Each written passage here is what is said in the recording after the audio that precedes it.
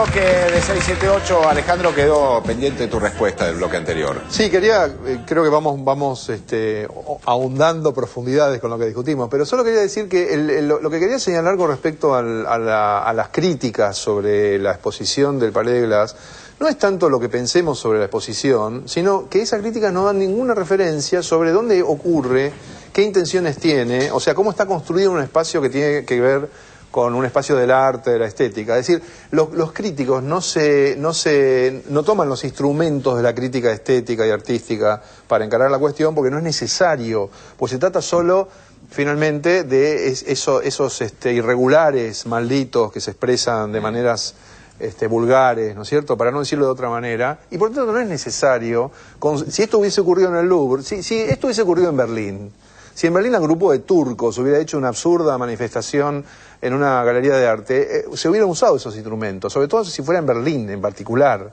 ¿no? O en París, que son las dos ciudades de nuestros ex contraculturales. Ahí se hubieran usado las herramientas, pero cuando ocurre en el Palais de Glace con unos vulgares peronchos, entonces no es necesario. Eso es lo que a mí me parece que es un tema que vale la pena discutir. Está muy bien, Alejandro. Contemos lo del tiro al gorila, que creo que tiene que ver mucho. Era Pele, claro, el gorila, no el punto de porque había gorilas sobreentendido. Vos estuve y yo no estuve, pero vos lo habrás visto. ¿Cómo es? Sí, consiste en bueno, había un gorila, me imagino que le tirabas una pelota. Una pelotita. Efectivamente. Una cosa muy problemática. Un gorila que tirase una pelotita en el Obelisco o en la cancha de Huracán sería un problema político. Un gorila que tirase una pelotita en el Palais de Glace es otro tipo de problema. Chicos, estuvo 17 años proscripto el peronismo. Digamos, equilibremos un poco la cuestión entre tirar una pelotita de telgopor en una parecita y una crucecita que se enciende. No, pero eso es lo que menos me molestó, hasta me pareció simpático, gracioso. Y quiero atenuar un poco lo que dije y empecé diciendo que yo había estado allí y había estado hablando también allí. Quiero decir que la crítica, es decir, yo fui uno de los sucios peronchos y la crítica no es desde afuera, desde un espíritu bien pensante que se escandaliza por los feos, sucios y malos que son los peronistas, sino más bien al contrario, una crítica que se preocupa por el hecho de que me parece que ciertas recuperaciones de ciertas tradiciones pueden no hacer justicia al momento extraordinariamente interesante que es desde el punto de vista político y cultural que vivimos, que es un momento de recuperación y de síntesis de un conjunto muy vasto de tradiciones, donde está la tradición nacional popular más previsible, donde están las tradiciones de izquierda, donde están las tradiciones liberales, donde están las tradiciones republicanas, donde están las tradiciones jacobinas. Todo eso converge en este momento en la cultura oficial de este gobierno. Por eso me parece que este gobierno se empobrece a sí mismo cuando cuenta su propia historia contando solamente la más previsible y convencional, por muy proscripta que haya estado, y eso sin duda le da un valor interesante de esas historias. Es un pedido de un poquito más, no un escándalo moralizante, ¿no? Muy bien, vamos a cambiar de tema, pasamos a la sección Letra Chica. En este caso el diario La Nación publicó en la tapa un informe, el día sábado fue esto, un informe sobre la caída, digamos, o el retroceso de la clase media en Argentina respecto de clases medias de otros países de la región, pero son datos que van del 90 al 2006 y por lo tanto hizo una desmentida. Lo vemos. Letra Chica. La clase media en la Argentina. La Nación se desmiente a sí mismo. Impactante título el del diario La Nación de ayer. La Nación. Estudio de la CEPAL en 10 naciones latinoamericanas. La clase media crece en la región y retrocede en el país. Lástima que en la nota el diario se desmienta a sí mismo al revelar que las estadísticas de la CEPAL cubren un periodo que va desde 1990 hasta el año 2006. El estudio de la CEPAL compara 1990 con 2007, el año anterior a la crisis mundial y el último del que se disponen datos exhaustivos de la mayoría de los países escrutados. En el caso de la Argentina, las cifras son de 2006. Diarioregistrado.com. La Nación como Clarín. Un título desolador armado solo con datos viejos. La Nación de hoy alarma desde el título principal con un descorazonador: la clase media crece en la región y retrocede en el país. Pero, hay una pequeña trampita en el artículo. Los datos son un poco, digamos, viejitos. Analizan la región desde 1990 hasta 2007. y en el caso de nuestro país, hasta el 2006, con lo que la nación podría omitir algún tipo de recuperación económica o algún tipo de mejora en los sectores más bajos, por ejemplo, a través de algún tipo de programa social como la asignación universal por hijo, o por el crecimiento de la economía que se mantuvo constante en alrededor del 9% durante estos años. Hablando de la CEPAL, que depende de la ONU, y de minimizar datos que no aportan a la estrategia de investir a cada momento, veamos lo que decía el año pasado la representante de la entidad. Obviamente, sus dichos fueron olímpicamente ignorados en aquel momento. La CEPAL considera que la integración es un camino para abrir oportunidades de desarrollo productivo. La región realmente vive una recuperación muy importante. Este año la región crecerá 5.2% y América del Sur lidera ese crecimiento. Brasil con un 7.6% y Uruguay, Paraguay y Argentina con un 7%. Estos son los países que más crecen en el 2010 en la región. Y esta recuperación tan vigorosa se debe fundamentalmente a la solidez macroeconómica que han tenido los gobiernos de esta región. Pero también se debe a un inédito activismo de los países de Sudamérica. Porque ¿qué hicieron? Políticas fiscales expansivas, políticas monetarias responsables y agresivas políticas de empleo y transferencias de ingreso, lo cual permitió que la crisis pudiera atravesarse con mínimos costos sociales. Esa es la verdad. La política activa de empleo, francamente liderada por Argentina, el país que nos acoge hoy, ha sido muy efectiva. Entonces, es posible crecer sin desigualar.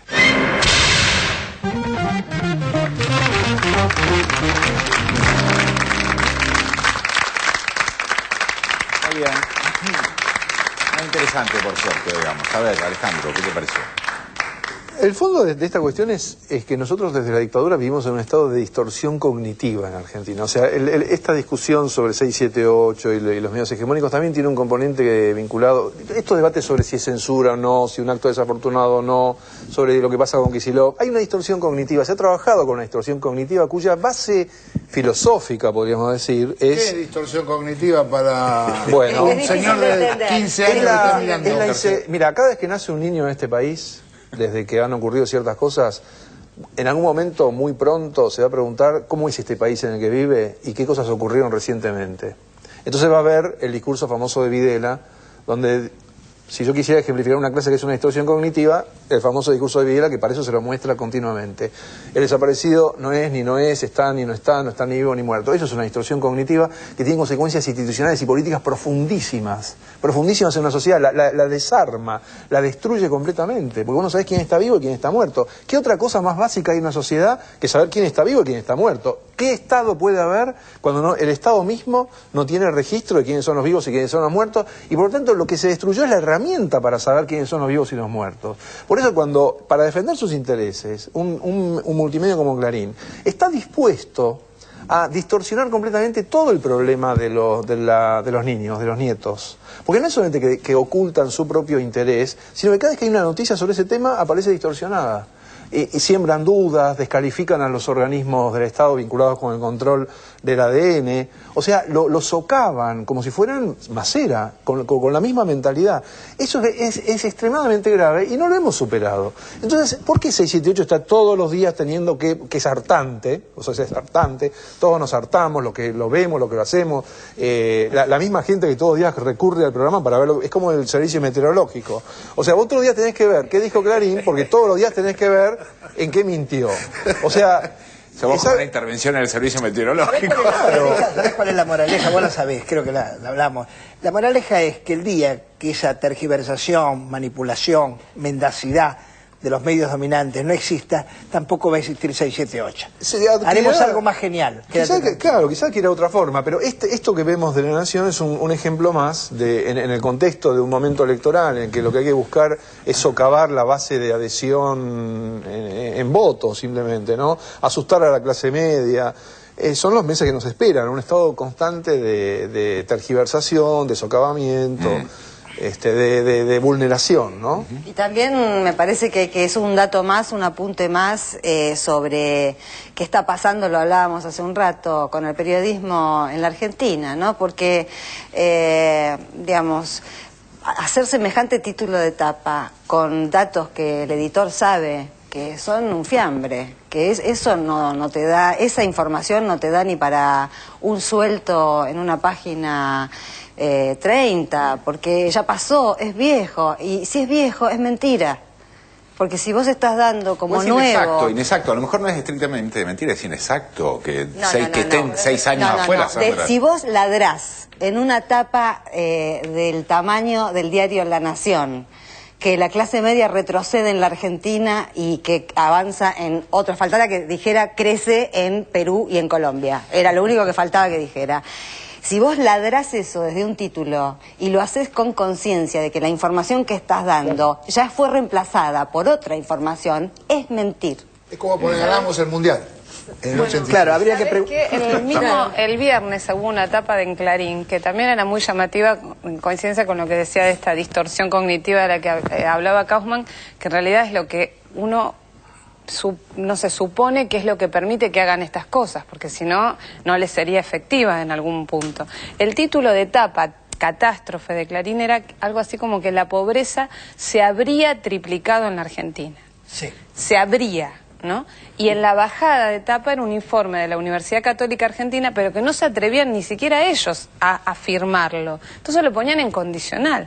Si la pobreza se triplicó en la Argentina. Que los datos oficiales eran falsos. Claro, a partir de que los datos oficiales son falsos, los datos que maneja la UCA, en función de su propia muestra, indican que la pobreza se habría triplicado. Pero el condicional en un título de esa magnitud es también una mentira.